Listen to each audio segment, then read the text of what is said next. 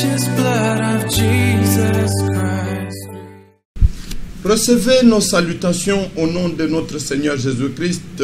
Ce soir, nous allons parler des deux natures que l'on trouve chez le croyant. Dans le livre de Marc, chapitre 7, verset 21 jusqu'à 23, j'ai lu « Car c'est du cœur des hommes que sortent les mauvaises pensées, les meurtres, les adultères, les débauches, etc. Toutes ces choses mauvaises poursuivent la pensée, sortent du dedans et suivent l'homme.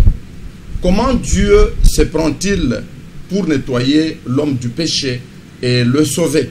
Et puis, pourquoi et en quoi ces choses suivent-elles l'homme selon Jésus-Christ? Amis téléspectateurs, les deux natures que l'on trouve chez le croyant, voilà le sujet que votre émission Dimension prophétique a retenu pour ce soir. Et pour entrer dans le bain de notre débat, nous recevons sur le plateau notre invité, le révérend pasteur Yves Kalombo. Révérend pasteur, bonsoir. Bonsoir. Vous allez me donner une minute, le temps pour moi de rappeler aux nombreux téléspectateurs que je ne suis pas seul sur ce plateau.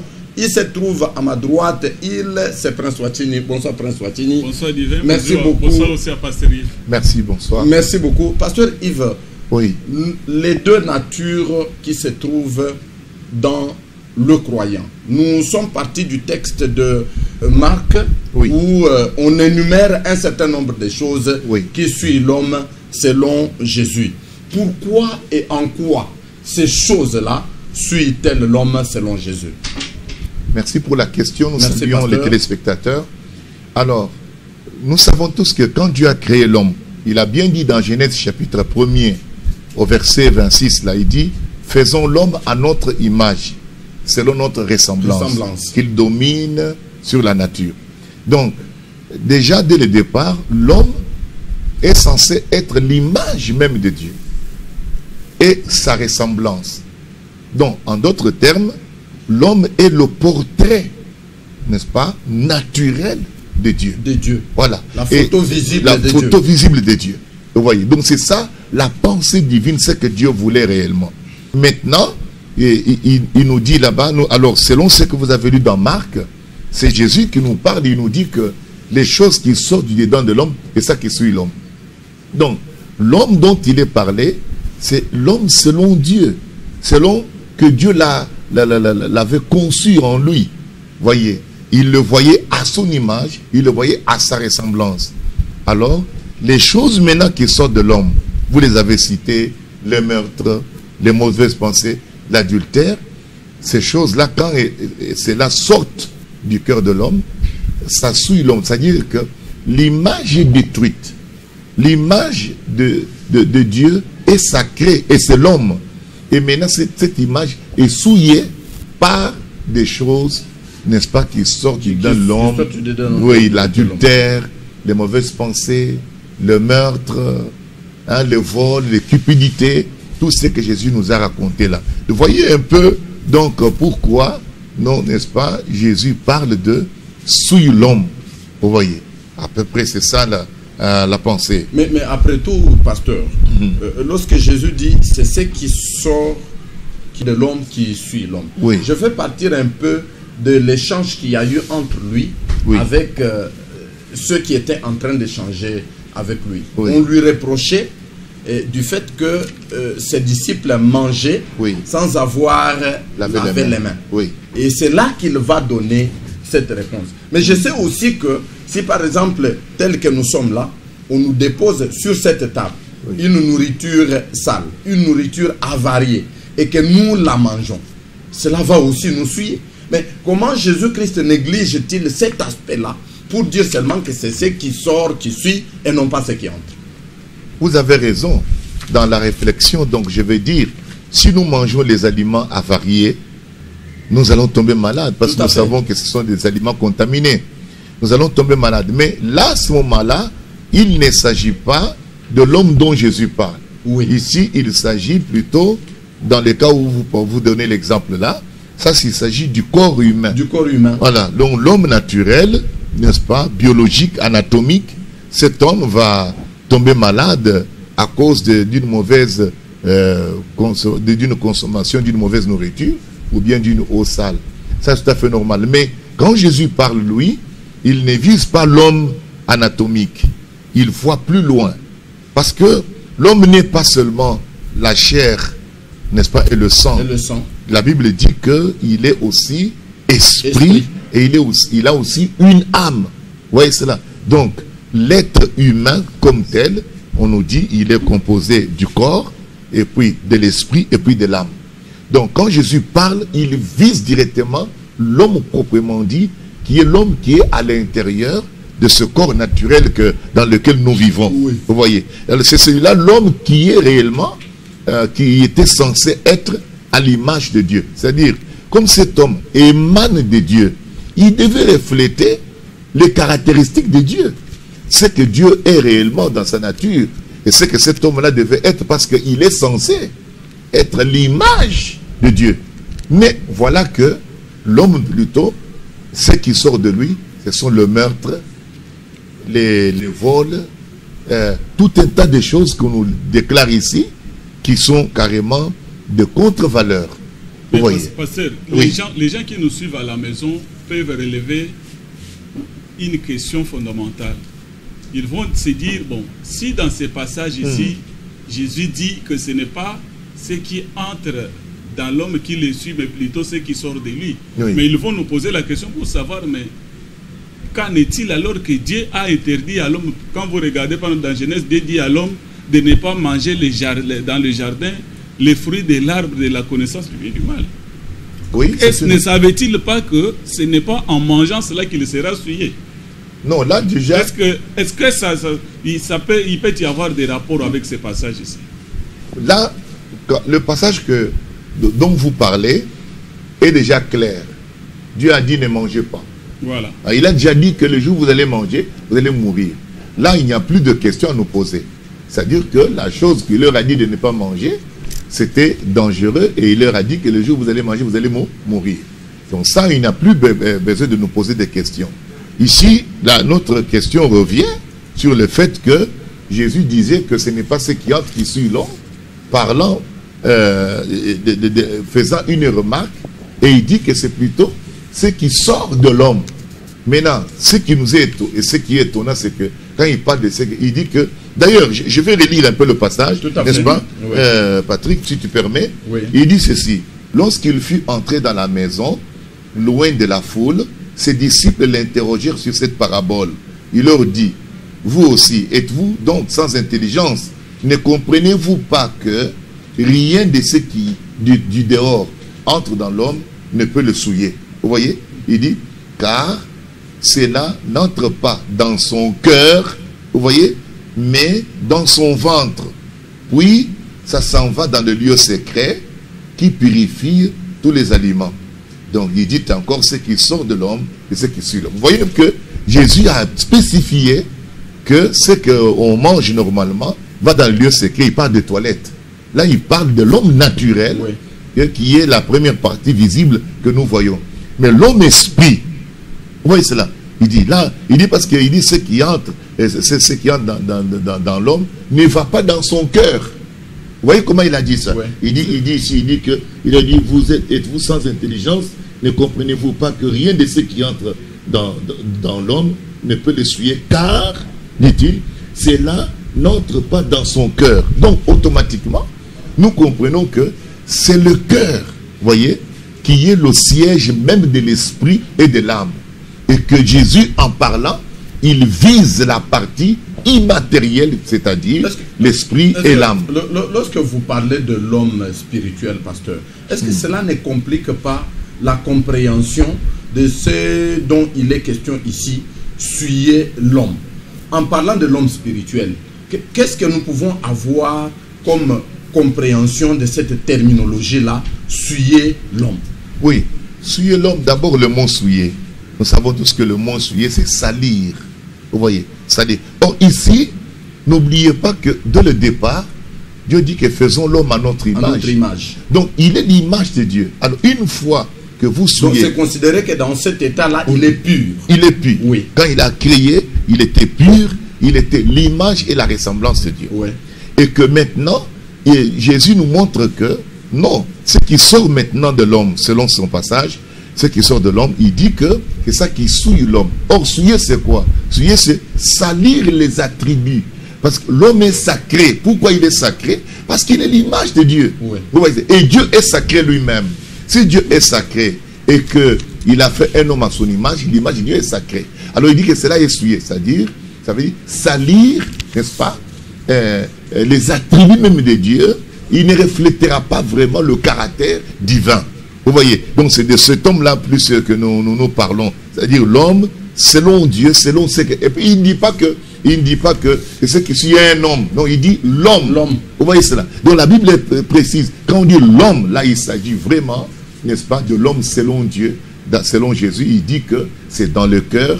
Et parce que nous savons que l'esprit et l'âme résident dans le cœur de l'homme. N'oubliez pas que ce verset ici est assez souvent soulevé dans des échanges qui engagent des gens qui soutiennent que dans la Bible, il y a certains aliments que les chrétiens ne peuvent pas manger, et ceux qui soutiennent que tout peut être mangé avec action de grâce. C'est à ce moment-là que ceux qui soutiennent que tout peut être mangé soulèvent ce verset ici.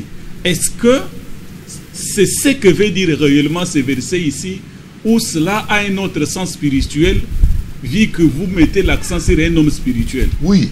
Jésus l'a déjà dit, donc nous avons déjà dit, donc le Jésus l'a déjà dit, que ce que l'homme mange là ne va pas dans le cœur. C'est là où il y a le problème. C'est déjà précisé. C'est-à-dire même au sens propre du terme, oui. Il n'y a pas lieu de placer des interdits sur ce qu'un homme peut manger. Oui, mais bien sûr, c'est déjà dit. Là, nous entrons dans un autre sujet. Oui. C'est déjà dit, parce que Paul, quelque part, il a dit que manger tout ce qui se vend au marché, etc. Il a dit beaucoup de choses, oui, avec action de grâce. Bon, oui. Revenons un peu au cœur. Ça attire un peu notre curiosité, oui, de voir que lorsque Jésus parle ici, il précise, il vise le cœur. Exact. Mais l'homme, tel que nous le voyons, oui, le cœur n'est pas le seul organe qui le constitue. Pourquoi toute la pensée va seulement vers le cœur et non pas vers les yeux, vers le nez, les oreilles et toutes les autres parties qui constituent? C'est ce que nous avons dit. Nous avons déjà dit qu'il parle de l'homme spirituel qui est esprit. Oui. L'esprit n'a pas de lèvres, n'a pas des yeux, etc. Donc nous avons déjà expliqué ça. Non, mais le cœur, c'est quelque chose de matériel. Mais il doit résider quelque part. L'esprit, nous avons dit que l'esprit de l'homme réside dans son cœur. Il réside là. Donc, pourquoi on parle de cœur, n'est-ce pas? C'est-à-dire que c'est l'homme intérieur, pas l'homme extérieur. Maintenant, pasteur, quand Jésus dit que c'est ce qui sort du cœur de l'homme, c'est ce qui le suit, ce n'est pas très compréhensible. Qu'est-ce que, si on peut retenir, disons, essayer d'énumérer quelques faits qui sortent du cœur de l'homme, c'est quoi en réalité qui sort du cœur? Non, mais c'est déjà dit.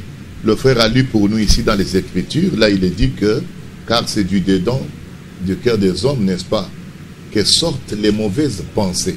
Vous voyez, il parle des mauvaises pensées, il parle des adultères, il parle de l'impudicité, de meurtre, de vol, la fraude, la cupidité, le dérèglement, le regard envieux, la calomnie, l'orgueil, la folie. Vous voyez, il dit toutes ces choses sortent. C'est ça, les choses-là.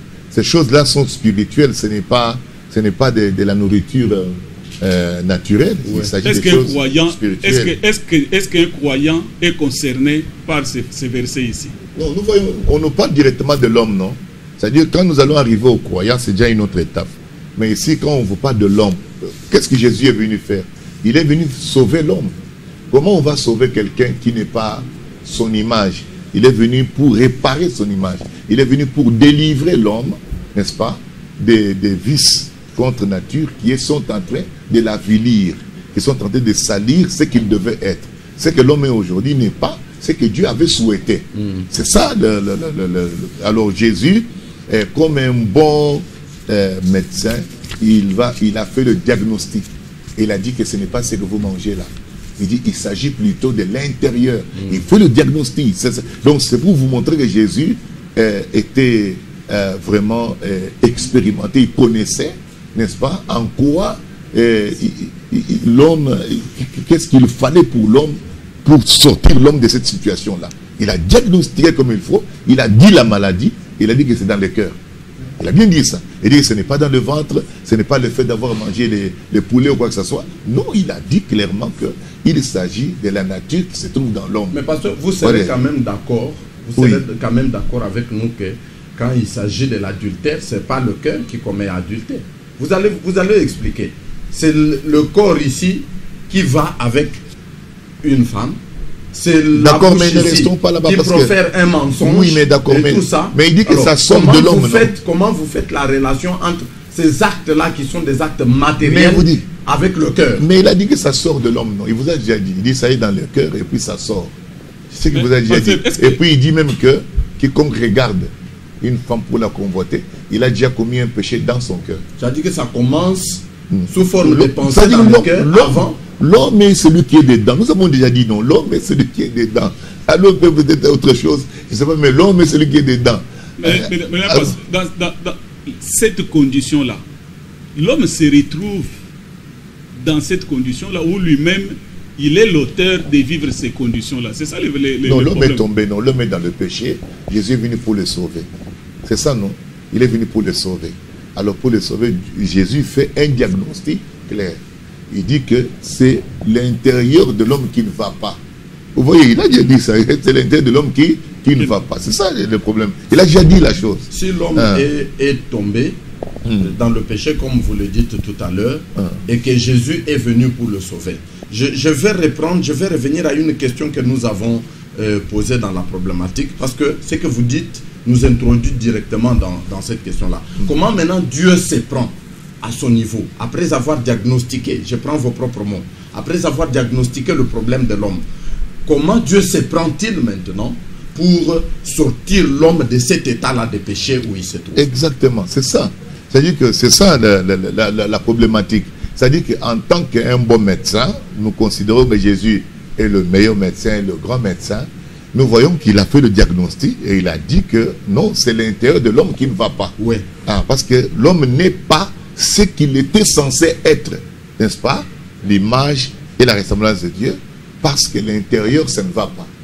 Maintenant, comment maintenant Dieu va-t-il se prendre, n'est-ce pas, pour pouvoir sortir l'homme de cet état-là? C'est simple. Jésus, quand il est venu, il a dit clairement à Nicodème, il a dit dans Jean chapitre 3, verset 3, si un homme n'est né de nouveau, il ne peut voir le royaume de Dieu. Vous voyez? Et c'est là alors que nous voyons justement, il nous pose la question. Nous voyons Nicodème profiter pour lui poser la question. C'est-à-dire que pour nous, nous avons eu quelqu'un quand même qui nous a aidé. Voilà, Nicodème nous aide maintenant. C'est comme si nous étions là. Nicodème pose la question et il dit comment un homme peut-il naître alors qu'il est déjà adulte, tout ça. Nous lisons ça dans Jean chapitre 3 rapidement, lorsqu'il dit que Jésus répondit, en vérité, je te le dis, si un homme n'est né d'eau et d'esprit, il ne peut entrer dans le royaume de Dieu. Donc, en d'autres termes, l'homme tel qu'il était là, le royaume de Dieu lui est fermé.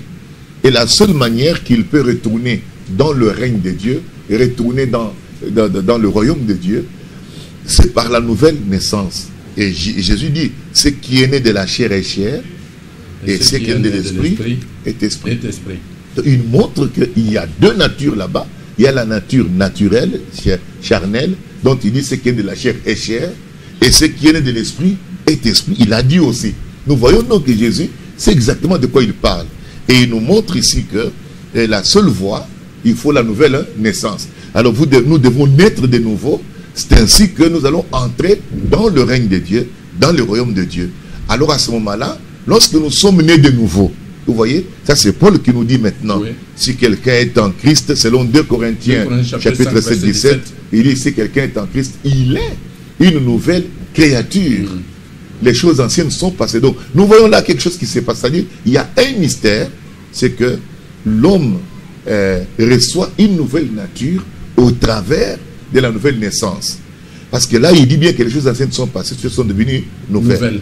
Dans Romains, n'est-ce pas, je peux lire un peu rapidement, dans Romains chapitre 6, là, sachant que notre vieil homme a été crucifié avec lui, afin que le corps du péché soit réduit à l'impuissance, puisque pour que nous ne soyons plus esclaves du péché. Donc vous comprenez que ici, Paul explique clairement que le vieil homme dont il parle, c'est l'ancienne nature avec laquelle nous sommes nés de nos parents biologiques. Voilà, une naissance naturelle. Que Jésus a dit que ce qui est de la nature de notre charnel, c'est charnel. Je vais revenir là-dessus. Oui, revenir là-dessus. Oui. Amis téléspectateurs, vous qui nous avez pris en cours, vous suivez donc Dimension prophétique, votre programme des enseignements de la parole de Dieu, de nature, j'allais dire, que l'on trouve chez le croyant. Voilà la matière autour de laquelle tourne le débat de ce soir avec notre invité, le révérend pasteur Yves Kalombo, sur ce plateau. Vous avez le numéro de téléphone au bas de votre écran.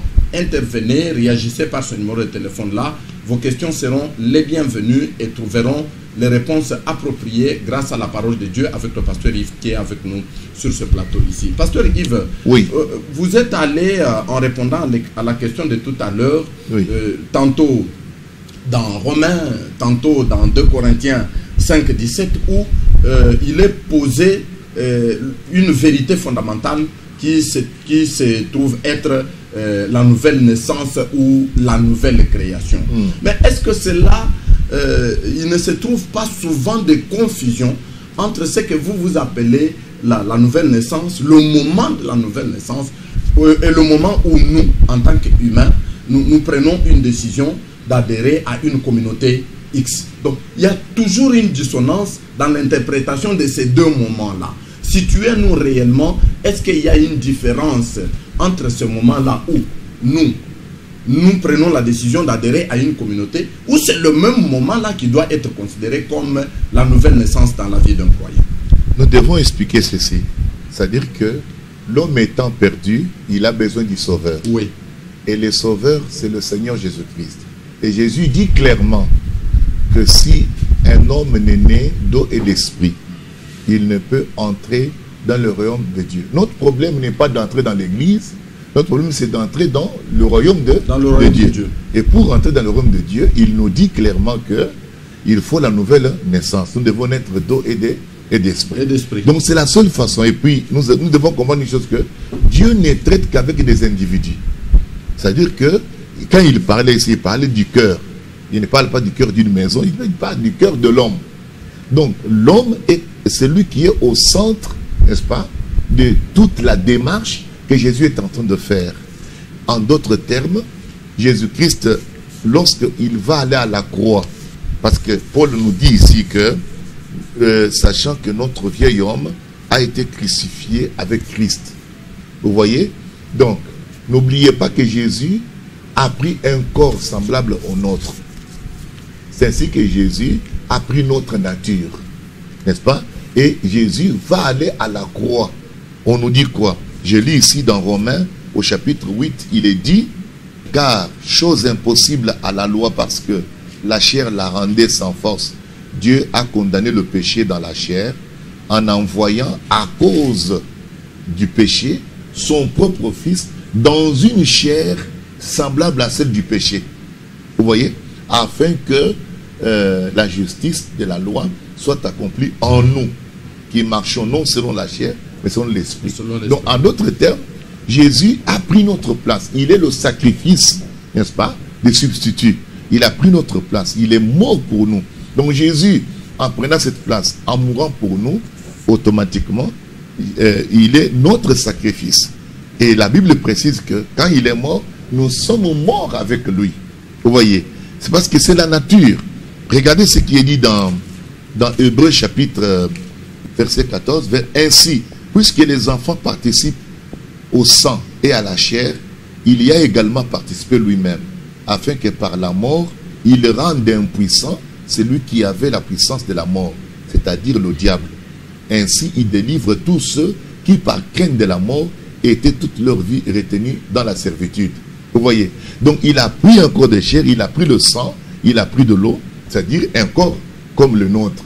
Et il est venu, au travers de ce corps, il est venu accomplir, parce qu'il est, Jean-Baptiste le présente comme le sacrifice. Et il le présente. Et c'est ça que Paul, quand ils ont compris, et ils ont déclaré ici clairement dans les Écritures, et dit que, en effet, si nous sommes devenus une même plante avec lui par la conformité, en sa mort nous le serons aussi par la confidence de sa résurrection. Donc, quand Christ est mort, nous sommes morts avec lui. Et quand il a été enseveli, nous sommes ensevelis avec lui. Quand il est ressuscité, nous sommes ressuscités avec lui. Maintenant, nous sommes ressuscités avec lui quand? Lorsque son Esprit Saint descend dans notre vie, dans notre âme, nous sommes ressuscités. Notre âme reçoit la vie, reçoit une nouvelle vie. C'est pourquoi Paul vous dit que si quelqu'un est en Christ, il est une nouvelle créature. Vous voyez cela? Les choses anciennes sont passées. Voici maintenant toutes choses sont devenues nouvelles. Voilà. Je vais être d'accord avec cet esprit-là divin, permettez. Vas-y, Prince. Lorsque nous recevons Christ, son esprit vient habiter en nous. Exact. Mais venant habiter en nous, il vient habiter dans les corps que nous avons, qui est venu du vieil homme. Maintenant, quand est-ce que les choses anciennes passent? Parce que même en ayant l'Esprit de Dieu en nous, nous ressentirons toujours cette inclinaison-là vers tout ce qui est déploré dans notre passage que Divin vient d'énumérer, exact. De réciter ici. C'est une bonne question. Remarquez par exemple ce que Paul dit ici. Il déclare, il dit que, je suis dans Romains au chapitre 7, je m'en vais lire pour vous à partir du verset 19. Il déclare ceci. Je peux penser un peu, ok, c'est bon. Alors, il dit, je commence à 18, c'est mieux. Ce qui est bon, je le sais, n'habite pas en moi. C'est-à-dire dans ma chair. J'ai la volonté, mais non le pouvoir de faire le bien. Vous voyez, le verset 19 maintenant dit, car je ne fais pas le bien que je veux, et je fais le mal que je ne veux pas. Verset 20. Et si je fais ce que je ne veux pas, ce n'est plus moi qui le fais, c'est le péché qui habite en moi. Vous voyez, maintenant, alors, je trouve donc en moi cette loi. Quand je veux faire le bien, le mal est attaché à moi. Car je prends plaisir à la loi de Dieu selon l'homme intérieur. Vous voyez, l'homme intérieur, n'est-ce pas? Mais je vois dans mes membres une autre loi qui lutte contre la loi de mon entendement et qui me rend captif de la loi du péché. Et donc carrément, il est captif et il va plus loin, il dit, misérable que je suis, qui me délivrera de ce corps de mort. De ce corps de mort. Vous voyez cela? Alors là, il dit, grâce soit rendue à Dieu par Jésus-Christ notre Seigneur. Ainsi donc, moi qui suis par l'entendement esclave, vous voyez, de la loi du péché, je suis par la chair esclave de la loi du péché. Vous voyez? Alors il dit ceci, ainsi, grâce soit rendue à Dieu par Jésus-Christ notre Seigneur. Ainsi donc, moi-même, je suis par l'entendement esclave de la loi de Dieu et je suis par la chair esclave de la loi du péché. Donc, il est entre deux lois. Qu'est-ce que cela signifie? Deux natures. Vous voyez? Maintenant, il demande qui va le délivrer. Parce que maintenant, il veut faire le bien, mais il est attaché encore. Il y a la chair, il y a le péché qui domine sur lui. Alors maintenant, Paul, dans Romains chapitre 8, il déclare, il dit au verset 2, il déclare, en effet, la loi de l'esprit de vie en Jésus-Christ m'a affranchi de la loi du péché et de la mort. Donc automatiquement, quand l'Esprit de Dieu vient, il me donne maintenant la prééminence sur la vie de la chair que j'avais, sur le péché qui me dominait, etc. Le vieil homme là, la vieille nature là, n'a plus de pouvoir. Bien que cette vieille nature est encore en moi, mais la vie de Jésus vient et prend autorité sur la vie du vieil homme, la vieille nature. Vous voyez, ce qui fait que le chrétien a deux natures. Mais il y a la nature, nous disons, c'est-à-dire la nature qui est venue par la naissance naturelle, qui est mauvaise, n'est-ce pas? Qui est mauvaise. Mais, entre-temps, dans l'esprit, il a reçu le Saint-Esprit, une nouvelle nature, une vie nouvelle, une nouvelle nature qui est bonne et qui vient de Dieu. Mais est-ce que dans ces conditions-là, on doit continuer à parler des deux natures? Est-ce que la première nature n'est pas partie? Partant de ce que vous avez lu dans 2 Corinthiens, on dit les choses anciennes sont passées. Pourquoi elles sont passées? Parce que la vieille nature est passée. Maintenant, toutes choses sont devenues nouvelles. Ça veut dire, continuer à parler de deux natures? Ça veut dire tout simplement que c'est passé, c'est-à-dire qu'elle n'a plus autorité. C'est ce que cela signifie. Quand on dit passé, il ne faut pas se faire des idées. C'est un langage. Ça veut dire tout simplement que la vieille nature, bien qu'elle est là, parce que nous avons toujours le même corps, mais cette vieille nature n'a plus autorité. Parce que la vie de Christ, comme c'est la vie divine, c'est la vie de Dieu même, le Zoé. Zoé, c'est la vie de Dieu. Et cette vie qui est venue dans le croyant, Jésus a dit que Dieu a tant aimé, la Bible dit, Dieu a tant aimé le monde qu'il a donné son Fils unique, afin que quiconque croit en lui ne périsse pas, mais qu'il ait la vie éternelle. Cette vie-là, c'est la vie de Dieu. La vie éternelle, c'est la vie de Dieu, le Zoé. Et cette vie-là qui vient en nous, Satan ne peut pas dominer la vie de Dieu. La vie de Dieu en nous prend la prééminence, prend le contrôle sur la vie satanique, la nature satanique avec laquelle nous sommes nés de notre père et de notre mère à cause du péché. Que disait David? Je suis conçu dans l'iniquité, je suis né dans le péché. C'est ce que disait David. Ouais. Maintenant, Jésus vient, il instaure la nouvelle naissance. Ouais. Vous voyez, la nouvelle naissance corrige l'ancienne naissance, la naissance que nous avons eue de nos parents. Écoute ce que dit encore une fois, nous disons ici dans 1 Pierre. 1 Pierre, il est dit là-bas, voyez un peu rapidement si on peut trouver. Alors on nous dit là-bas au verset 18, 1 Pierre chapitre 1, verset 18, il dit, vous savez que ce n'est pas par des choses périssables, par de l'argent ou de l'or, que vous avez été rachetés de la vaine manière de vivre que vous avez hérité de vos pères. Donc, il y a une vaine manière de vivre que nous avons été nés, qui est une vaine manière, la manière naturelle, la manière d'aimer les choses du monde, les choses. Donc, nous sommes nés de là. Mais on nous dit que vous avez été rachetés, n'est-ce pas, de cette vie-là. De cette vie-là. Vous voyez, par quoi? Par le sang précieux de l'agneau. Or, qui parle le sang précieux de l'agneau, parle de la vie de l'agneau. Parce que c'est par la vie que le sang fait l'expiation. Maintenant, cette nature-là, cette vieille nature-là, au lieu d'être éliminée, elle est plutôt dominée. Jusqu'où ira-t-elle? Quand est-ce qu'elle prendra complètement fin, où l'homme puisse vivre cette nouvelle nature qu'il a reçue de Christ? La Bible dit alors, dans 1 Corinthiens, au chapitre 15, la Bible déclare que ce que j'ai dit, frère, c'est que la chair et le sang ne peuvent hériter le royaume de Dieu. Vous voyez? La chair et le sang. Et on dit, et que la corruption n'héritera pas d'incorruptibilité. Il dit, voici, je vous dis un mystère. Nous ne mourrons pas tous, mais tous nous serons changés. En un instant, en un clin d'œil, à la dernière trompette, la trompette sonnera, et les morts en Christ resteront incorruptibles, et nous serons changés. Vous voyez d'où vient le changement? Le changement là vient directement. Notre corps ne sera plus comme il était.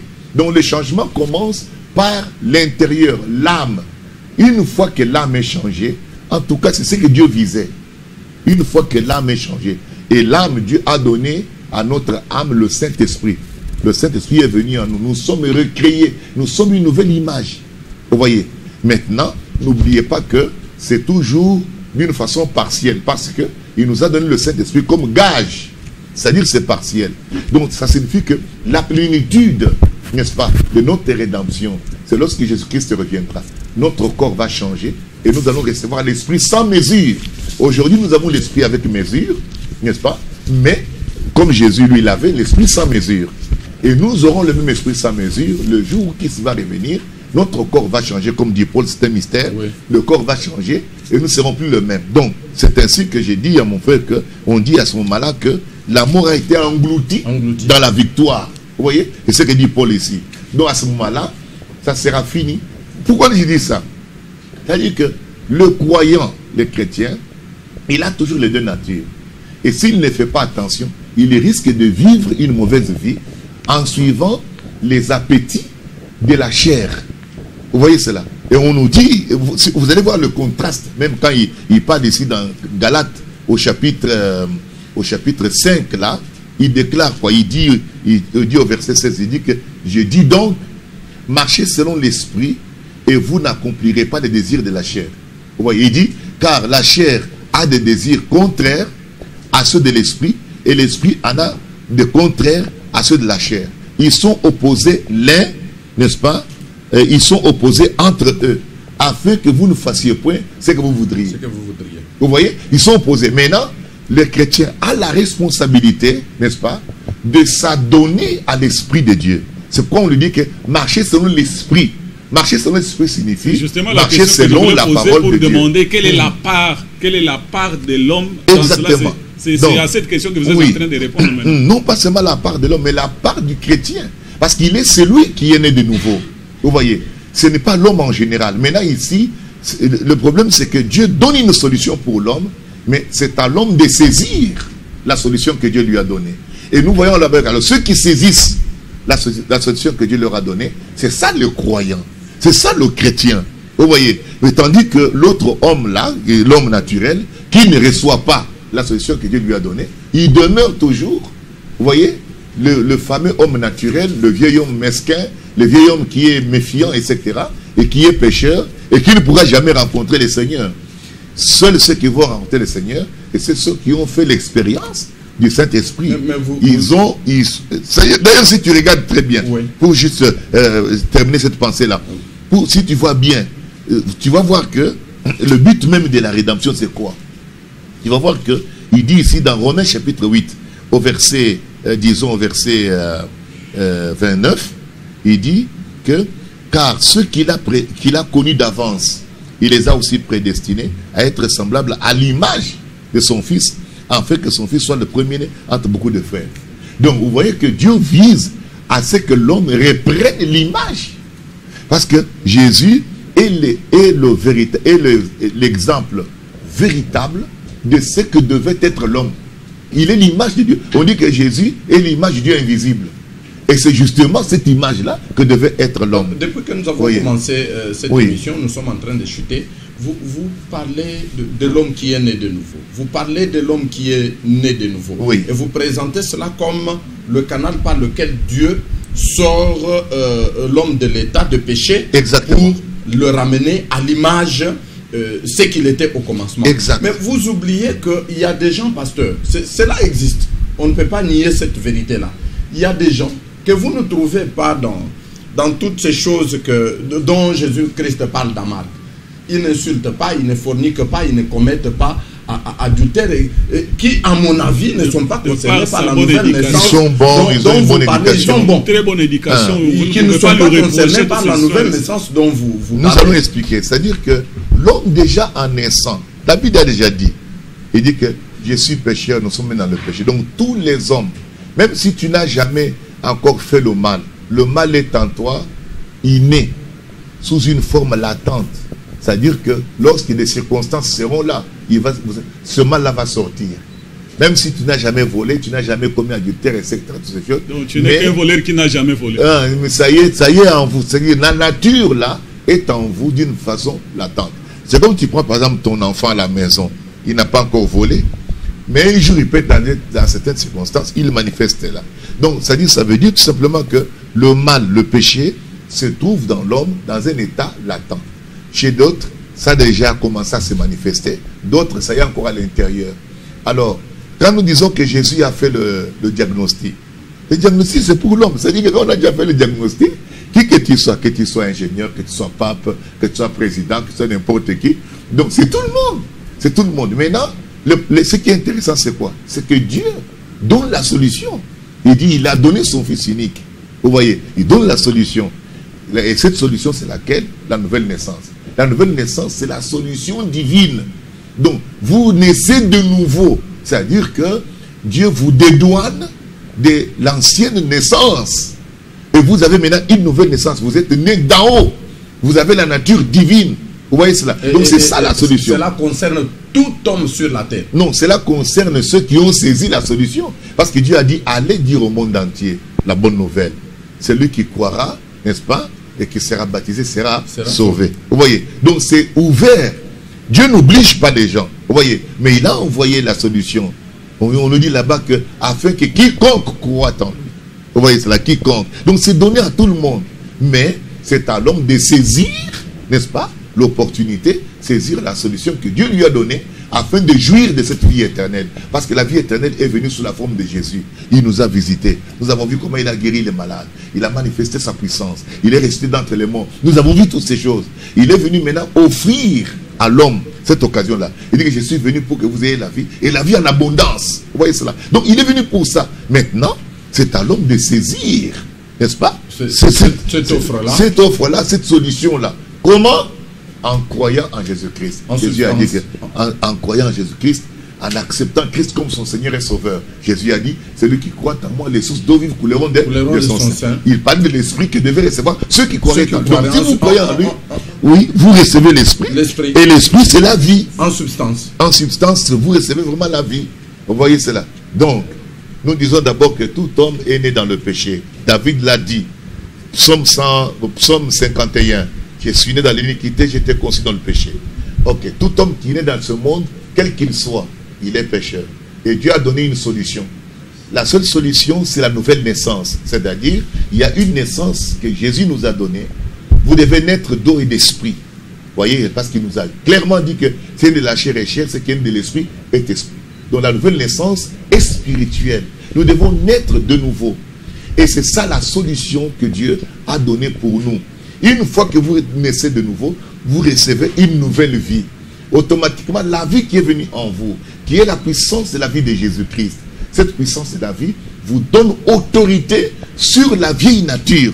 La vieille nature peut être encore en vous, mais elle ne peut plus vous contrôler. C'est par le Saint-Esprit que vous contrôlez maintenant la vieille nature. Mais le chrétien doit faire attention, il doit marcher par l'Esprit, ce qui veut dire par la parole, et ne pas se laisser conduire par être dicté par les appétits de la chair. Voilà ce qu'on peut dire pour les deux natures. Les deux natures sont là, et le chrétien doit savoir que ça y est là, mais il doit laisser mourir cette vieille nature, et ça a donné uniquement à la vie de la parole, à l'obéissance à la parole. C'est ainsi qu'il marche selon l'esprit. Voilà le peu qu'on pouvait dire concernant ce sujet. Merci beaucoup. Merci Pasteur Yves pour oui. Tous ces éclaircissements. Merci. Je crois que les enfants de Dieu ont été édifiés. Merci également à Merci bien Patrick. Nous avons atteint les 40 minutes de notre livraison des dimensions prophétiques. Aujourd'hui, il était question de deux natures que l'on trouve chez le croyant. Le pasteur a été on ne peut plus clair. Faites-nous parvenir vos réactions par le numéro de téléphone qui est affiché au bas de l'écran. Suivez toutes les autres livraisons dimensions prophétiques sur notre page YouTube Logos Fontaine. Vous serez très très bien servis, amis téléspectateurs, édifiés. Le mot vient du pasteur. Oui. Amis téléspectateurs, nous prenons avec vous rendez-vous au prochain numéro de Dimension prophétique. Portez-vous bien dans vos maisons. Bye bye et que le Seigneur vous bénisse. Amen.